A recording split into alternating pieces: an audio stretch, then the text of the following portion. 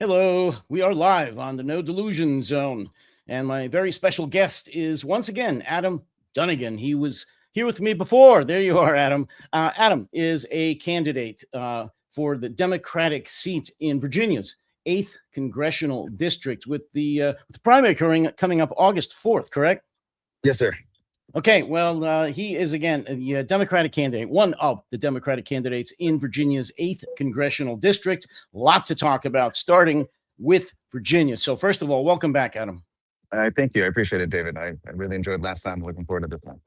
Same here, same here. Well, like I said, let's jump right into it. The news, as far as I'm concerned, and your local territory, was the decision by the Virginia Supreme Court to not allow the certification of the Virginia redistricting map, which I understand would have given Democrats, was it 4 or 5 additional seats Four in the additional House? seats. 4 additional seats. Well, they said you can't certify it. That is certainly going to be appealed, but they also refuse to allow certification while it's appealed. So why don't we start with that? Talk about the court's decision, your thoughts on that, and the ramifications going forward. It's disappointing.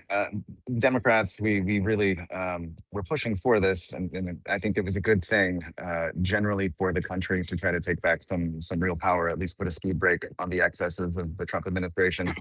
However, the referendum itself was contentious, and there are sound legal arguments to be made for not allowing it to go forward. I believe that it should go forward, and I think those legal arguments will fall apart in appeal. I still think this will probably go forward, but it has thrown a lot of the races and like my candidacy, for example, and other young candidates like me. It's thrown it into chaos in a way that it's hard to remain objective about the legal challenge, the legal aspect of this, separate from the disruption that it causes to the electorate and to all the candidates running. It's frustrating, but I'm also objective enough to realize that if there is sound legal reasoning that this should not go forward, we have to be a nation of laws, and so we have to respect whatever decision the court makes eventually. Well, you just mentioned something, and I wanted to ask you, though, and I know it's a sensitive point, but if it is not successfully appealed, what does that mean for your district and your candidacy specifically? Oh, a big question. So right now, for anybody who's not intimately familiar with the process as is, I announced my candidacy for Virginia's 8th district. The referendum would have drawn me into Virginia's new 7th district. The 8th district had an incumbent, Congressman Don Beyer, who's a good man, but probably needs to step out of the way for a new generation of leadership. The new 7th district doesn't have an incumbent; it's an open seat, and so there's about 5 million candidates running for this. And what that means, if this fails, if appeal is not upheld and we revert back to the old districts, I go back to the race that I actually entered to run anyway, where I think I can still draw some value out of and be the kind of representative that the old 8th district needs. However, it means that we do not get the shot that we thought we had at taking back some real power and a durable majority in Congress come November, whoever will. And I think that is a loss for the country. Well, as most people know who follow this, even generally, as far as the redistricting issue is concerned, it all started off with the Republicans, who started. I think it was with Texas, and then they went to several other states and gained several seats in Congress by this, also known as gerrymandering. I just read today that it's either the governor or a candidate for governor in Tennessee wants to eliminate all Democratic congressional seats in her state. So it's a completely Republican state. And, if the Republicans had their way, that's what they would do. There would be no Democrats in Congress. There would be no aisle in Congress. It would all just be overflowing with Democrats. Let me play a brief clip, if I could, Adam, about this issue. You may have seen it before. It talks about the Virginia Supreme Court decision and what it means generally or nationally. The fight over who gets to draw the districts might determine who controls Congress. Virginia voters just approved a constitutional amendment to redraw their congressional maps. Less than 24 hours later, a judge declared the entire thing void. Not paused, not stayed, void from the beginning.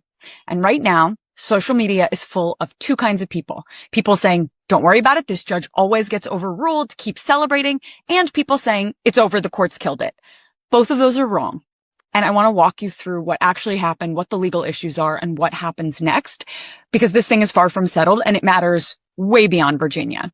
I'm Eliza Orleans, career public defender for 15 years in Manhattan. Okay, so to understand why Virginia is doing this at all, you have to zoom out. After the 2024 election, Donald Trump publicly pushed the Republican controlled state legislatures to redraw their congressional maps mid-decade, not waiting for the new census or going through normal redistricting. Just do it now because we can and because we need the seats. So Texas went first, then Missouri, then North Carolina. Collectively, Republicans picked up potentially 9 new House seats through redistricting, not elections or persuading voters, just moving lines on a map.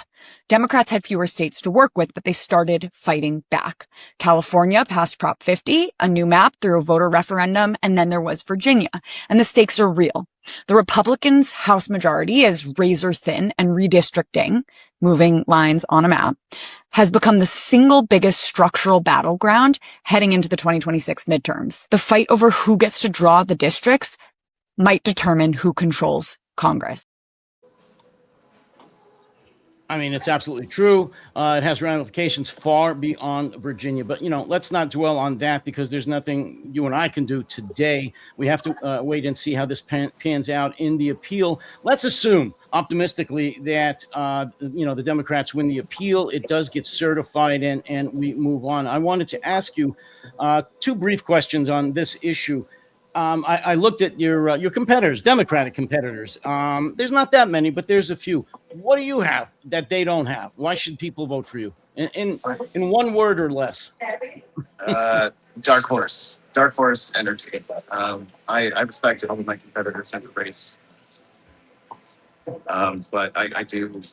All of my competitors in this race essentially are coming from they're into paper in the federal architecture as a lawyer, been around the aspect, and I think that has a deleterious effect on your ability to see the American situation, the legislative situation, Congress, with objective set of eyes.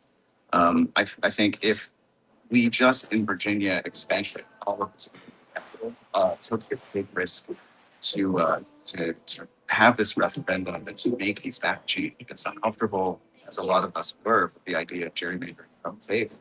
If we expended that capital and had to take that risk, then voting for the same people that were already in elected office right next to it, that required us to take that risk in the first place, is the definition of insanity. I think what we need in this country family right now is a new generation of leaders that are untainted by the, maybe untainted, not coming from that political pipeline, that gilded pipeline that anoints chosen candidates, that is more favoring incumbency, traditional measured approach to picking leadership. It's having control of the entire congressional delegation in the favor of candidates that have new energy ideas and are free from the background finance networks. That's the big situation right now. If we don't do that, you have a Wi-Fi connection problem. I think that the audio is cutting in and out. Your video is fine, but the audio is cutting in and out. I don't know if you can change the setting, reboot it, or what. I apologize. I'll be right back. That's better, but better. Okay. Well, yeah, better if now? you could, what you're doing now is good. Yeah, very good. Okay. No, because I want people to hear you, obviously. Let me ask you this. I don't speak to MAGA. I just get into arguments. But assuming that this goes forward in Virginia, and let's just say that you actually, you win. You win the primary. You're the candidate for the 8th district. And I might have asked you this before, but it's still very, very important. Speak to MAGA right now. Why should they even consider you in the general election? If I'm talking directly to our MAGA friends right now, I would say, I think the thing that you have distrusted for a long time about the Democrats is that there was always a focus on old names, old faces that already let you down. One of my competitors in this race was a financier of the Clintons, for example. Whatever you think about the history of the dialectic between the political parties, You have a chance right now to look across the aisle with the backdrop of a president that lied to you and launched wars and he said he would be the president of peace, with the backdrop of a president that promised you more jobs and lower cost of living, who has blown up the national debt and increased your cost of living exponentially. You have a chance right now to look back across the aisle at a group of people in the Democratic Party that you have traditionally been skeptical of and hear one of them say, I'm skeptical of them too, and that's why I'm trying to change it. And if you're not willing to take a gamble to make that kind of change in partnership with somebody like you that shares your patriotism, your sense of identity as an American, then I do wonder what it would take to bring you closer back to sanity and away from leaders who have let you down repeatedly. I don't know what that is, but I think it has to look something like me and my candidacy. And I'm right here. We have a chance right now. I agree. And I think one of the things that Democrats have failed miserably about over the last several years, it's old school, but I call it kitchen table politics. What Americans talk about around the kitchen table, things that are important. They're not necessarily concerned about foreign policy or, what's going on in the Kremlin or things that are important. They're concerned about whether or not they're going to have a job. And if they do, what is it going to pay? What are their taxes going to be? Are they going to be able to buy a house? Can they afford their rent, the price of food, and on and on and on? I know you get that. And I've read your platform and your answers. And I think that's the one of the main focuses for you is the economy and what Americans most are concerned about. So let me ask you the next question on that. What do you believe has been the biggest problem in the economy, in the Trump platform or agenda, if you will? I don't think he has one, but in the Republicans' economic policy, what is the worst thing that they've done that's hurting most Americans right now? I think here in Virginia, at least my constituency, in both the old 8th or the new 7th, whatever it turns out to be, the effects of the one big beautiful bill can't be ignored. Right? We have thousands of Americans losing healthcare coverage. You have businesses being hollowed out. You have clean energy and alternative energy source initiatives losing their funding or tax credits in a way that makes them almost commercially non-viable.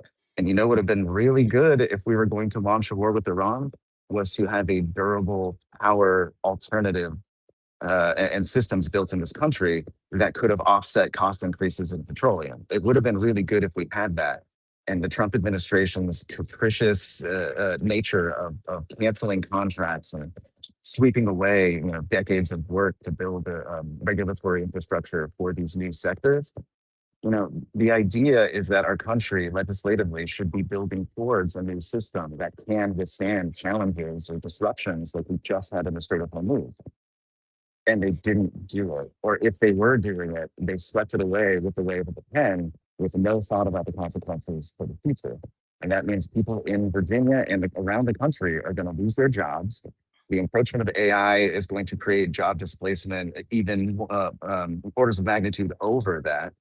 And there's nobody with their hand on the wheel. There's no serious person in the room that's thinking not just about how to stop the bleeding now, but to start the breathing again as we step into a very scary and risk-filled American economy that's going to come tomorrow. I am trying to ring the alarm bell on that, not just against the Republican agenda, but also against the Democrats too, who have been short-sighted in their own ways about how to structure legislatively where this country goes from here. I think we need that right now. And if we don't have it, 10, 20 years from now, who knows what we could look like? We need an adult back in the room. We need a hand on the wheel. And I think I could be part of that.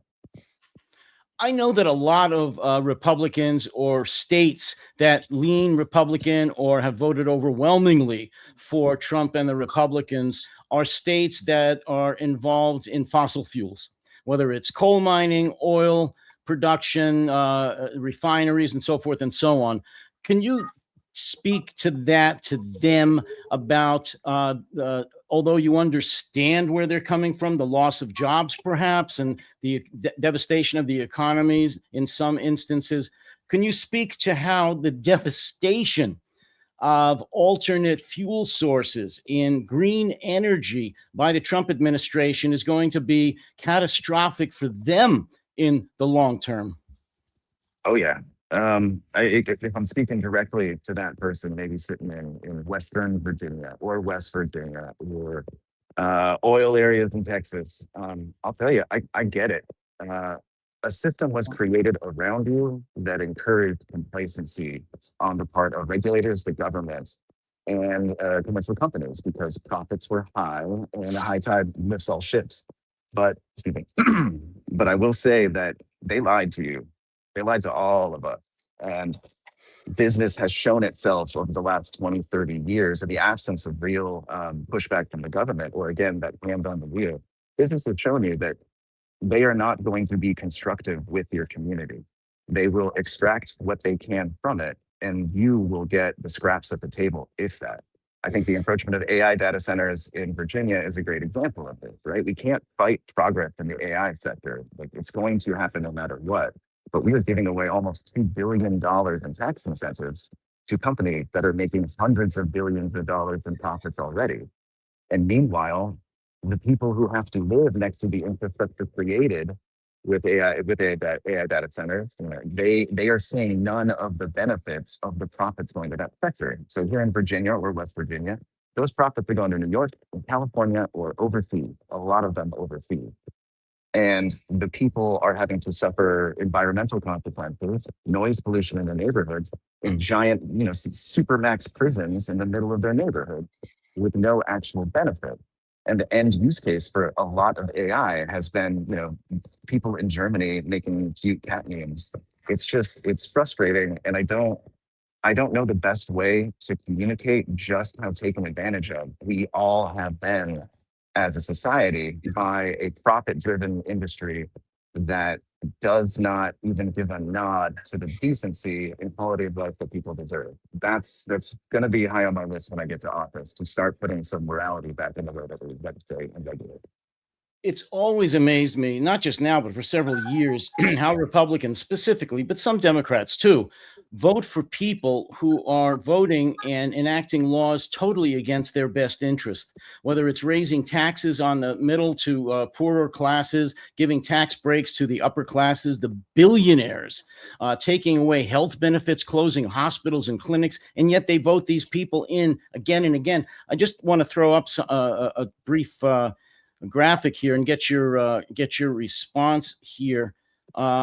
Well, I don't know if that's the one I want to do. Yeah, this one. And I did a podcast on this the other day. It has to do with the staggering amount of functional illiteracy in this country. And it's going to make what we're talking about even darker, because you said you don't know how to address that exactly, how to get through to the people, like you just said, in the coal mining areas, West Virginia, the oil producing areas and refineries of West Texas and Oklahoma. It makes doubly, triply more difficult, in my opinion, when 54%, according to several recent studies, have said 54% of American adults cannot read or read at the 6th grade level or below. Adam, if you're reading at the 6th grade level or below, you're basically thinking in cartoons. You're thinking in cartoon statements. You can read the back of a soup can in the supermarket and get some crude jokes, but you're not going to understand political policy. You're not even going to be able to read the U.S. Constitution, even though you may put it against your chest like MAGA does.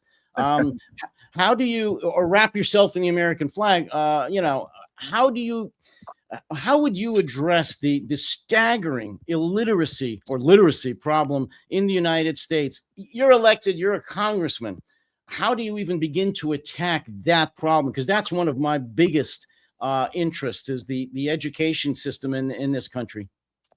I think, I got some real smart ideas about education and pipelining and re-inspiring some sense of academic curiosity in this country. I do have those, but I think the true solution is what I'm trying to do right now as part of my campaign. You have to go to where people are and make eye contact and inspire that curiosity on a fundamental level. I agree.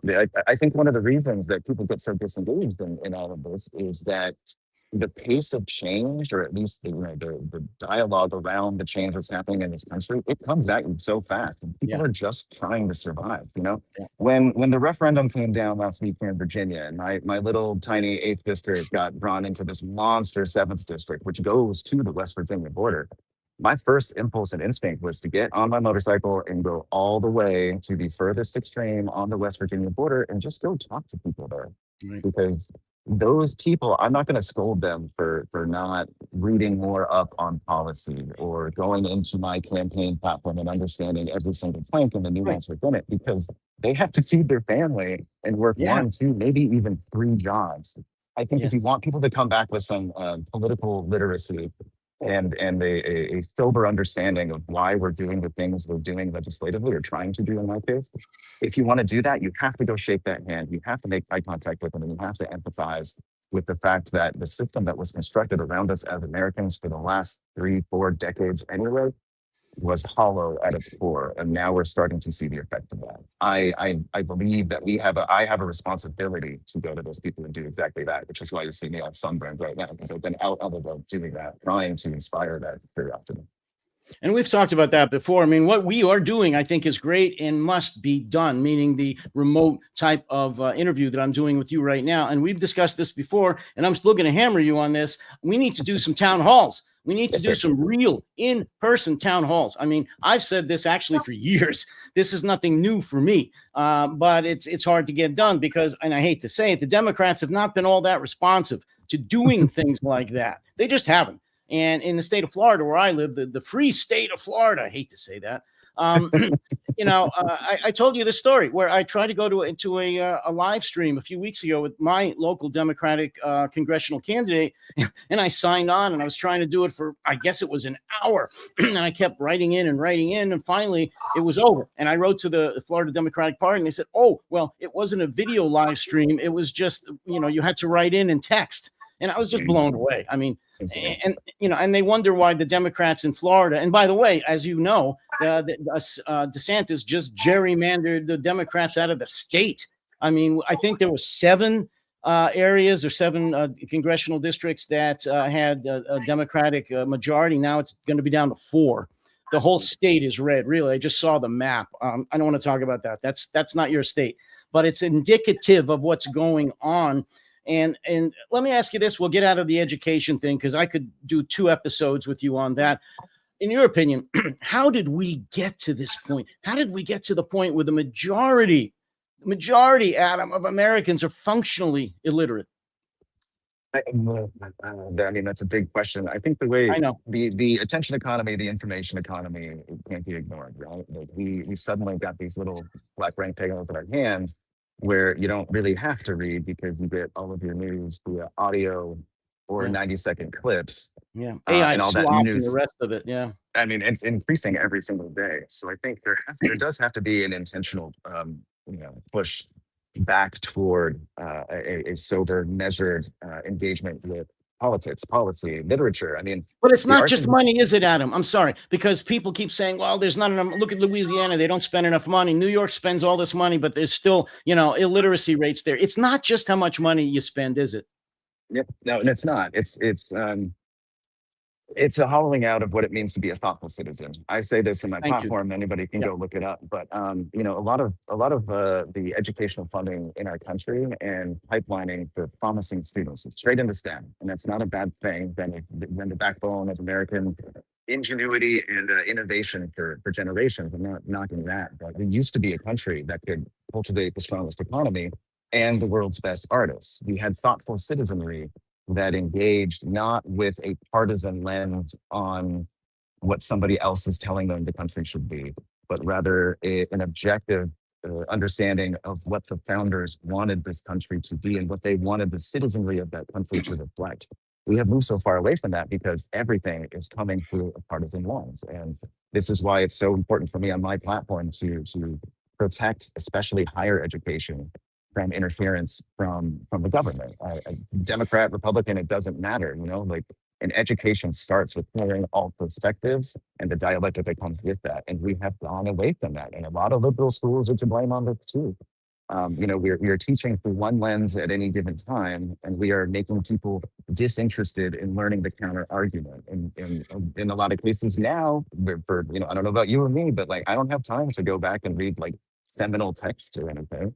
So I get how people get further away from it. And I think the social media influence and the profit incentive of social media algorithms are pulling us further apart from each other every day. That's why, as part of my campaign, I'm trying to really drill into people that at the end of the day, we have to be Americans. And we have to redefine and rediscover what that shared identity is if we're ever going to step out of this phase. Well, and I'm really frightened if somebody like a JD Vance does become the president, because he just recently gave a speech where he said that it's not true that America is just an idea. He said it's not an idea from the American. He said, no, it's a nation, and it's a nation of white Christian Europeans. A not so veiled, threat against immigration, and the fact that, or just flat out racism. I'm sorry, I'm telling you, JD Vance, America is an idea. It was born as an idea that never existed before. It's an idea of a nation of all kinds of different people from all kinds of places in the world and beliefs that had an idea to be something different than had ever happened before. And knowing that we were faulted, that we had made mistakes, we got to make mistakes, and we're always going to self-improve. I'm afraid about him, so I had to say that. I think it's important to remember that for the majority, specific to immigration, for the majority of our country's history, we did not have hard borders with anyone. Not with Mexico. I mean, for my, the Irish in my family, when they came over from Ireland, as long as you didn't have tuberculosis, you got a stamp and you were a citizen. We used to have systems that were brave, that we had the courage to confront uncertainty and welcome people in without retracting into these fear-based narratives about the other, because it's fascinating, and there's a lot of comparison out there right now that I encourage people to go look up. But like, if you look up all of the MAGA adjacent rhetoric against Latino immigrants from Central and South America, for example, all of those same talking points were the same ones they said about the Italians, about the Swede, the Northern Europeans, the Irish, especially when they came in, the Chinese. Oh, yeah. And they're like, over the course of our history, we do these cycles, and we're in one right now. And I think we can come out of it, honestly. But we do these cycles where we villainize an out group in order to foster some identity within the in group. But if the in group that you're fostering is fundamentally un-American, which I do believe the Trump administration and the acolytes surrounding it, they're nihilists. They don't actually believe in the Constitution. There's no decency or compassion at the core of their political ideology. But that compassion and decency was at the core of the US Constitution. So I believe that makes it fundamentally un-American. And if I'm hoping for my candidacy, and because, I come out of the Marine Corps, I come out of the Central Intelligence Agency, I'm hoping that somebody like me, a fellow white man with these boys in the White House, if I'm saying these things that so fundamentally contradict them, and I'm telling people that these boys are un-American, I'm hoping people listen to it and they can wake up to the fact that we can be Americans again, but we have to choose to walk down that path together.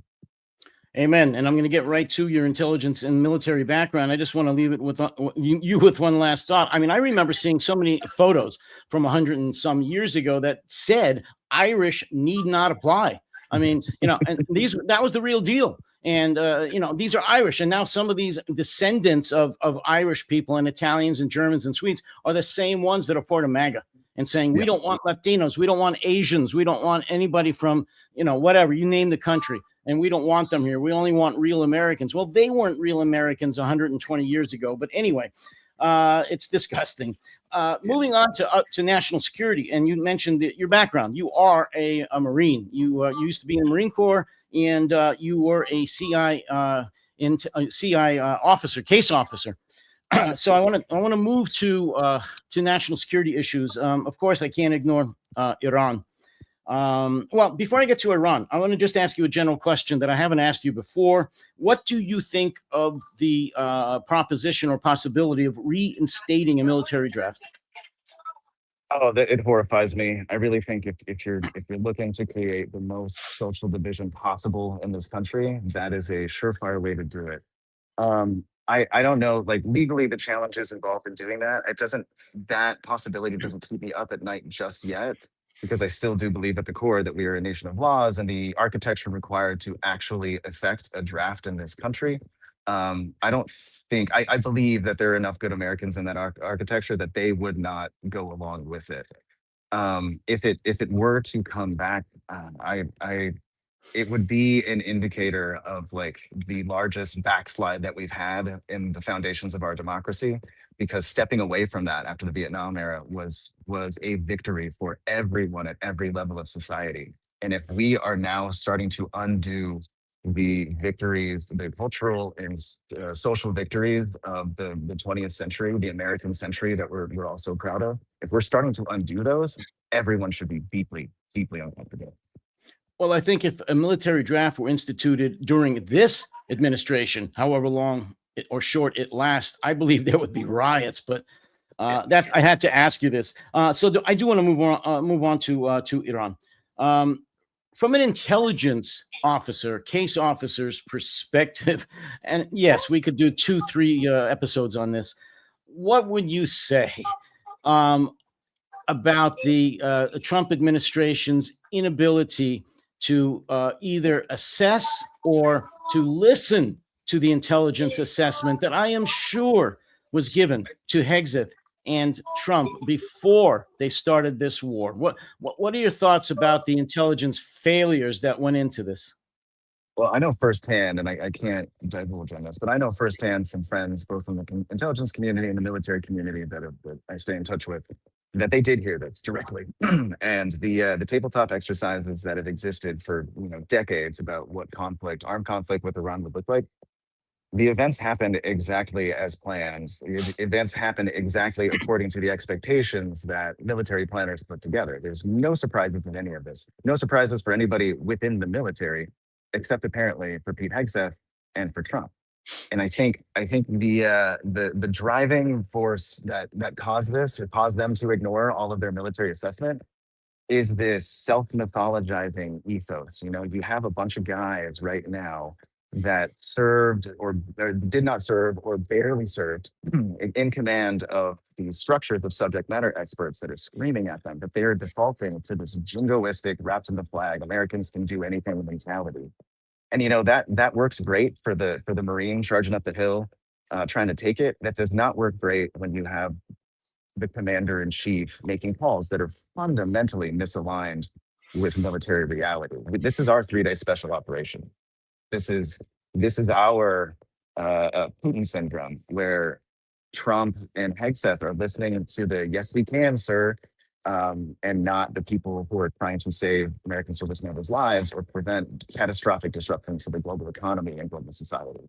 It's sad, and it's the same strongman narrative that's playing out again in cycles over and over and over again, and it is so depressing that cycle hit the U.S. government. I don't know exactly what the solution is, but I do know that the problem is a fundamental unseriousness of leadership at the highest levels. Well, I'm glad you said what you did, because I want folks to know that I am absolutely positive, beyond a doubt, that the intelligence community did tell Hegseth and Trump the reality of this. There are people who are experts in Iran, in all of the Middle Eastern cultures, the Persian, I mean, the history of Persia, and just the region itself, which Trump and Hegseth couldn't usually find on a map. So I am sure they briefed him on the pitfalls of doing this and strongly advised against doing this, but they don't listen to their advisors. So I'm glad you brought that up. This is not an indictment of the U.S. Intelligence community, in my opinion, or even the leaders or the senior leaders of the Pentagon, who I'm also sure told them the same thing. Moving on, still with the national security and military issues. Can I put a second comment on that? Sure. I would also say that you're right. People did stand up to the administration, especially in the military, and that's why you're seeing Hegseth clean house at the general ranks. They're hollowing out the expertise in the general corps in favor of yes men. I wrote a little thing as part of my campaign, and I sent it around to people. I said essentially, you should get really nervous when you see him fire the chair of the Joint Chiefs, the chief of the Army, chief of the Navy, chief of chaplains. And the chaplain one actually stuck in my brain, and I want people to remember that because it sounds dumb. For anybody that doesn't know, chaplains are like faith leaders. They help service members with faith issues during combat situations or what have you. Seeing them fire the chief of chaplains and the other top generals too, it shows you that they are drilling out of the command structure anybody with moral backbone. The reason that they're targeting these people is because they will stand up. They are not yes men, and they will not go along or tell them what they want to hear at the White House and in Hegseth's office. That's why they're Yeah. cleaning house, so they can have a team of yes men around them. And if you think the launching of the Iran war was bad, just wait for how bad it could get if that yes man mentality permeates deeper down into the command structure. I am hoping that Absolutely. we can take the Congress back in 2026 and the White House back in 2028 to undo some of the damage that's been done. And I think we can. But if we don't, the results could be catastrophic. And the firings of dozens of JAGs and inspectors general. It's the same thing. You don't fire all the JAGs if you don't plan on doing something illegal Yeah. or unconstitutional. Mild war crimes, yeah. Yeah, let's do some war crime. Oh, we got to get rid of the JAG. They'll tell us not to do that. Let me ask you this: it's still military and national security. It's a little off the UCMJ and war crimes thing. I have a real problem with the American defense procurement system. Meaning, of course, it's totally corrupt, and it takes forever to get something through R&D and actually manufacture the thing, and it always comes in billions of dollars, over budget. But having said that, why? Well, I know why. I'll ask you. We are still so far behind on our drone technology because we're still, they just passed another, I don't know how many billions to build more F-22s, a new aircraft F-47, which won't be ready for maybe never. And we know why it's called the F-47, right? Yes, we do. Well, exactly. Yeah, the Trump 47. And yet, and yes, they have allocated millions of dollars for drones, nowhere near enough. All that, not all. We need to, of course, maintain our fleet or squadrons of jets and so forth and wings. Of course we do. But we don't need all new ones that haven't even been designed yet. We need to put that money into R&D for drones, unmanned weapons platforms. Why aren't we doing that? Because again, you have a class of leadership in Washington. This ain't just the White House either. You have a class of leadership in Washington that have become so accustomed to big defense spending and big money and expensive weapons systems, the Star Wars mentality from the Cold War. They are so addicted to the returns from that and the donations, the political donations that come from the defense industry to political leaders. They're so addicted to it that they cannot think outside the box, and they do not realize that they are degrading America's readiness for the next major war.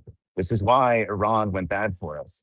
You cannot win a war with the missile math being what it was. And the missile math was this: the Iranians could send a Shahed drone, which costs about 30 grand, the price of a Kia Optima. And we or our Gulf allies would have to shoot those drones down with Patriot missiles that cost in excess of 10 to 15 million.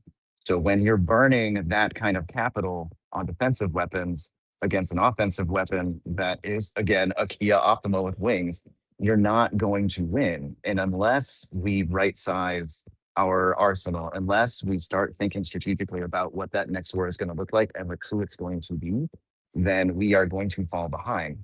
And I would also say another footnote on these systems that the current administration is putting out. If you want to get really horrified, I encourage everybody to go out and look at the unveiling of the Trump-class battleship. No, I did a podcast on that. Yeah. I was horrified watching that because it is just it's almost absurd how off the mark they are in terms of what their own military experts are telling them as far as weapon systems and what we need to be strategically competent on the high seas. And America's Navy is going to suffer for this, and the taxpayer is going to suffer even more as they crumble. Well, as a former Marine who served at sea, you know that the weapons systems that are proposed for this monstrosity haven't even been developed yet, and who knows when and if they'll ever be fielded, put into operation. But yet, there it is. So again, that just makes my point. They're putting all this money and time, to blow smoke up his, what, to make him happy and not concentrating on what we need, which is unmanned weapons systems. We've burned through so many of the missiles you just talked about, Patriots and THAADs and HIMARS and so forth. We burned through 2 years worth of Patriot missiles. We make about 600 a year. We've blown through over 1,200 already just in Iran. That's 2 years, but we only make 600. So anyway, moving on, because we're going to come up against the clock here. What's your knowledge, or what do you know about what, if any, military or intelligence support we are currently or planning on giving to Ukraine at this point? It's not looking good, as from what I hear on the ground. It's not horrible. It's not like we completely abandoned our allies, but there has been this shift of attention. Yeah, the attention economy and war is also a thing, I guess, because there's a shift in attention to staunching the damage, stopping the bleeding from the situation that we created in the Strait of Hormuz, and now the Bab al Mandab with the Yemenis. We do not have the focus right now where it needs to be on Ukraine. And I've been out there since day one talking about the moral obligation this country has to support a natural ally like Ukraine. And I'm going to continue to do that. I think a refocusing of intelligence and cooperation resources back to Ukraine is a natural choice for a Democratic president to make once we take back White House in 2028. But until then, as far as I know, the Ukrainians are getting kind of hung out to dry because Trump seems more invested in benefiting the interests of Russia than he does the United States or our allies. And I think that's a hard thing to argue right now, especially considering that we just desanctioned Russian oil as a result of the war that we launched with Iran. Like, if this was, if I was being real tinfoil hat, I would say that the war with Iran benefited China and Russia quite a lot. And while the Russians and Chinese are making huge investments in industry and peripheral actors that benefit the Trump family specifically and other people in defense investment that around this, I would start looking really askance at the results, and I would ask you who benefited most from the war with Iran. Well, talking again, you talking directly, say right now to MAGA voters, people that are considering voting for Republican candidates and maybe Trump again in 2028, what would you tell them are the benefits or lack thereof to America from the war in Iran? What have we benefited? Hey, MAGA, it's your boy, Adam. Things are really bad right now. This war, I know we're all uncomfortable with it, and it's really encouraging to see you guys speaking your mind about the fact that you disagreed with us launching a new, potentially forever war, or at least forever conflict in the Middle East.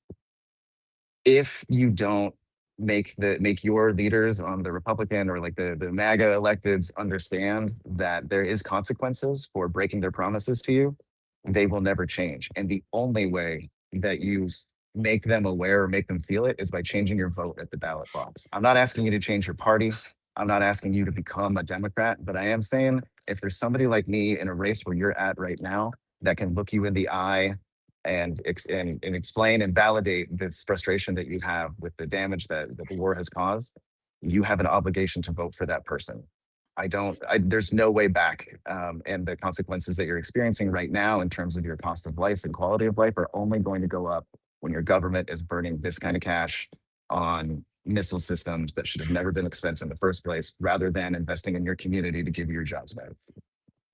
And last point for today, and again, this is going to be for MAGA, because I think the people who are going to vote Democratic already know this and don't have to be convinced. Talking to potential or current Trump/Republican voters for the fall and maybe even into 28, what would you tell them about the benefits of remaining within NATO and the catastrophe or the economic fallout, if not the national security fallout, if in fact the United States were to withdraw from NATO?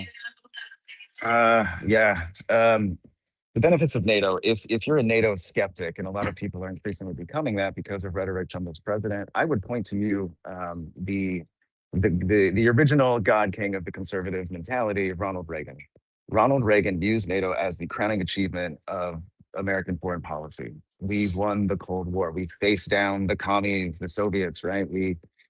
We did great things. We made ungodly advances in technology and cooperation. And the Pax Americana that was created as a result of that is something that we, left, right, center, wherever you're on the political spectrum, we should all be proud of.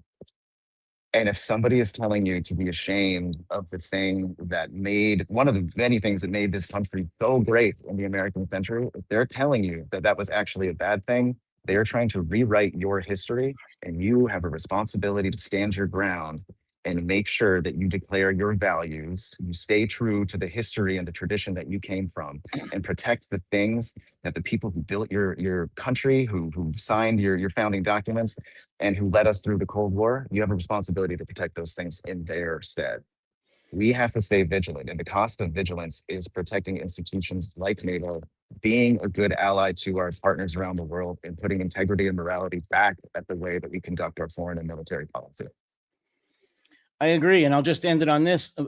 Saying America first does not mean America alone. No country actually in history actually won anything long term by being alone. Even the Roman Empire, who was the most brutal empire, one of them in history, acclimated to other cultures. They wanted other people to come here. They wanted allies. They readily sought allies. Yeah, they kicked their ass first, but then they wanted friends. So they had many, many allies. They didn't isolate themselves. And like I said, they were pretty bad guys. No, we don't need to be alone. We don't want to, or we shouldn't want to build either a figurative or a real wall around ourselves.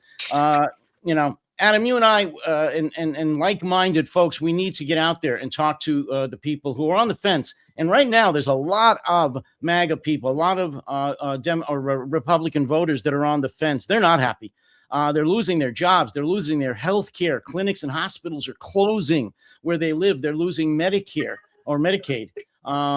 Schools are closing. They can't afford their rent. They can't buy a house. They're living with their parents. They can, the average price of a new car in America is out of reach of at least half the people. What is it now? 40 to 50,000 for a decent, cheap new car. People that are wanting to buy a car today, couples, are looking solely at used cars for the first time. Yeah, used cars have always been popular, but a lot of people that just aren't even considering new cars because of the price and the interest rate. Something's got to change, and I think MAGA voters right now are ripe for change, and they just need to be spoken to on the level that you do. As I said, kitchen table politics.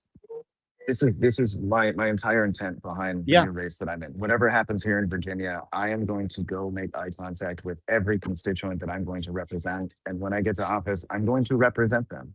I am listening. It's not me showing up in rural parts of the state and telling them what they need to believe. I'm going out there to make sure I have my thumb on the pulse of what they need.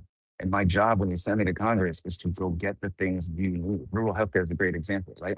I want to close tax loopholes for billionaires and data centers and AI companies in this region. And I want to use that money to fund rural healthcare. I want to use that money to fund childcare options for working families. I want to use that money for good, to be constructive with our communities. And there's a chance to do it. Like, we can do this. The money is there to improve your quality of life. It's just that the people you're electing, and this administration is the best example of it, they don't actually care about your quality of life. They want the crown for the crown's sake, and they want profit for profit's sake. That is the core of their ideology. And when you become a speed bump to their success, they're gonna run you over. And they've run you over and over again in Trump's second term and Trump's first term. And if this war in Iran was a thing that helps us all wake up to that concept, and we can all come back together closer to the middle of the political spectrum and agree that we lost our minds for a while, and where do we go from here? That conversation starts with electing people like me. It doesn't have to be me, but it cannot be them. It can't be the people that put you here in the first place. And unless you're willing to help somebody like me throw a brick through the window of that machine, we are going to stay where we are, and we're going to keep sliding backward. Adam Dunigan. Adam, thank you for joining me again today. Stay on after we go off here. I want to talk to you for just a minute, but this has been Adam Dunigan, Democratic candidate for U.S. Congress in Virginia's 8th Congressional District, assuming that he doesn't get gerrymandered out. I'm optimistic that he will not, but we shall see. So again, thanks everyone for joining us today. And as always, you take care. You all stay safe and stay sane.